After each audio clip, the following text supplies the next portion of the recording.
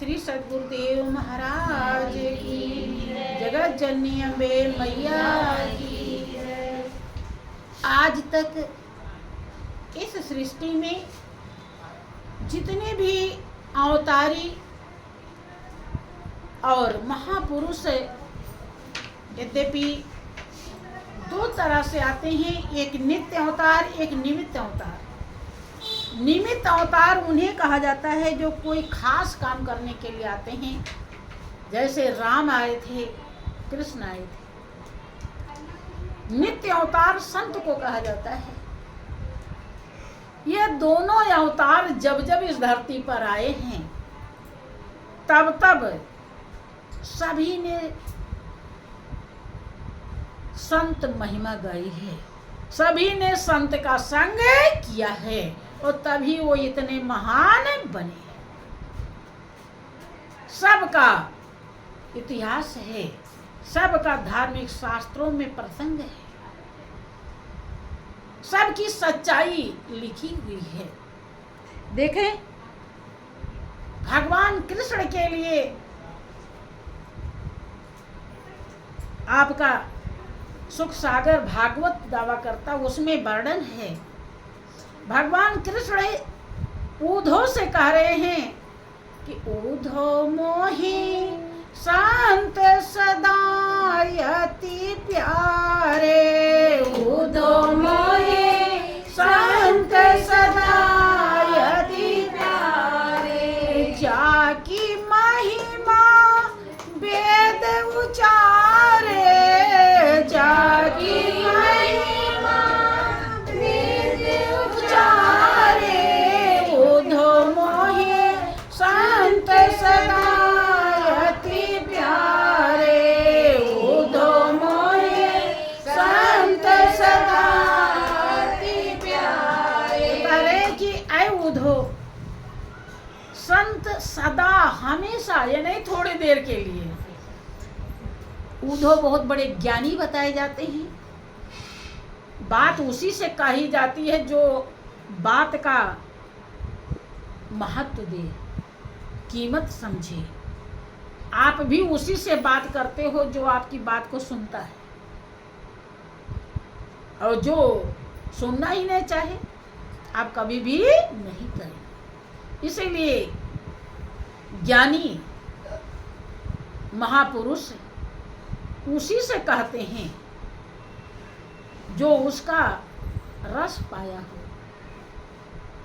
क्या ऊधो मोहे संत सदा अति प्यारे, थोड़े नहीं, अति हर चीज वर्जित है, लेकिन कह रहे संत मेरे लिए थोड़े प्रिय नहीं, अति प्रिय है। काहे प्रिय है? कि मेरे कारण छोड़ जगत के, मेरे कारण छोड़ जगत के, भोग पदारथ सारे, ऊधो मोहे संत सदा यति प्यारे, ऊधो मोहे संत सदा यति प्यारे। मेरे कारण मैं उन्हें अच्छा लगता हूँ, दुनिया का रोग भोग उन्हें अच्छा नहीं लगता। रोग भोग तो मैंने टेस्ट के लिए बनाया है कि देखें ये दुनिया वाले मानव प्राणी रोग भोग में फंसते हैं कि मुझे याद करते हैं, क्योंकि मैंने तो खेल खेल में दुनिया रची है। तो खेल में लोग फंस जाते हैं कि सच्चाई में फंसते हैं, तो संत सच्चाई में फंसते हैं और दुनिया खेल में फंस जाती है।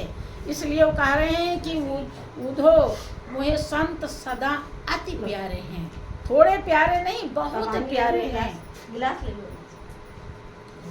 यहाँ तक कहते हैं कि संत मिले तो मैं मिल जाऊं, संत मिले तो मैं मिल जाऊं, संत न मुझे से न्यारे, ऊधो मोहे संत सदा यति प्यारे, ऊधो मोहे संत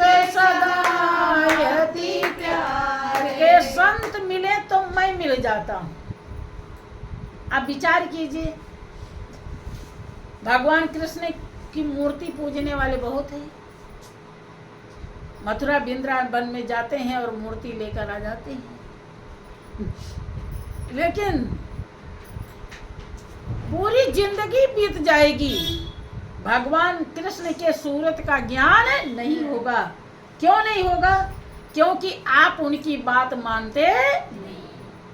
वो तो कह रहे हैं कि संत मिले तो मैं मिल जाऊं। संत अगर आपके जीवन में मिल गए तो ऐसा ज्ञान करा देंगे कि मैं जो रोम रोम में रम रहा हूं तुरंत ही नजर आ जाऊंगा, मेरे स्वरूप की पहचान हो जाएगी। और आप संत को देखकर ऐसे भागते हैं, छतरी को देखकर गाय भागती है। फिर कैसे होगा? विचार कीजिए। वो कह रहे संत मिले तो मैं मिल जाऊं, संत न मुझसे न्यारे, मुझसे वो अलग ही नहीं है।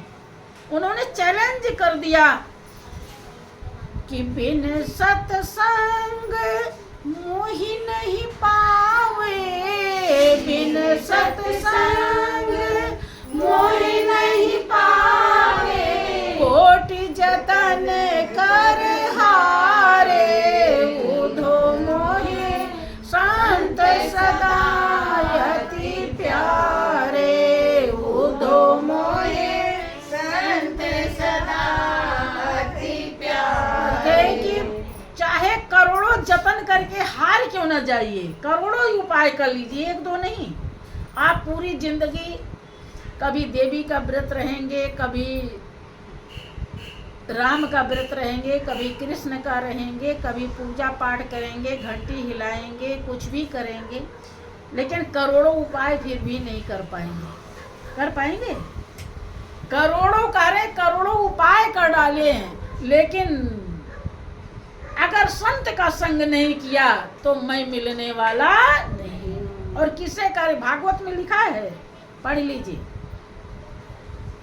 और उद्धव से कह रहे हैं, और यहाँ तक कह रहे हैं, देखें एक और लाइन समझिए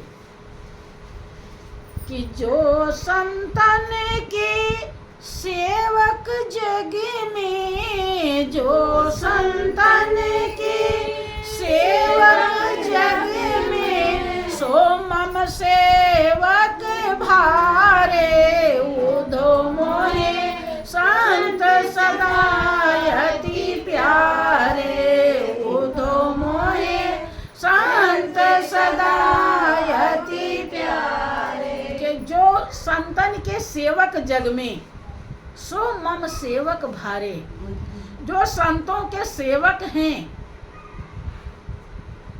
वो मेरे बड़े सेवक हैं। और सब संत को देखकर भागते हैं और वैसे खूब घंटी हिलाते हैं।